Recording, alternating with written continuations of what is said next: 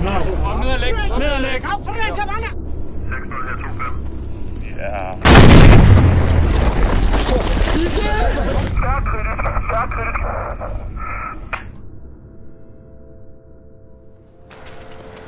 Jeg har det fint.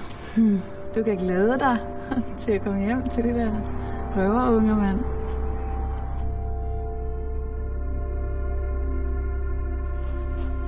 Jeg ved godt, at I går mange patruljer for tiden. At jeg trækker hårdt på jer. Men det er simpelthen fordi, at vi har momentum i øjeblikket. Hvornår går far hjem? Han kommer om 3 måneder. Det er ikke så længe.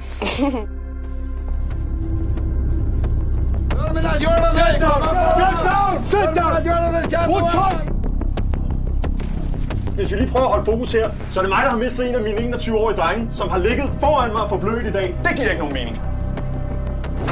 Selvom I går patruljer ude i landsbyen om dagen, så om natten, så kommer Taliban. Nu vil de have, at han bliver kriger, ellers slår de hans familie ihjel.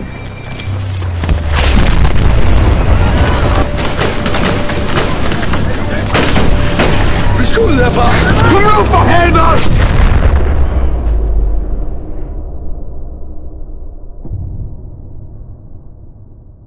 Observerede du fjendtlig aktivitet i Compound 6? Jeg får en melding om, at fjenden befinder sig derinde, og det er det, jeg reagerer på. Ved du også, at der er kvinder og børn? Det var min beslutning.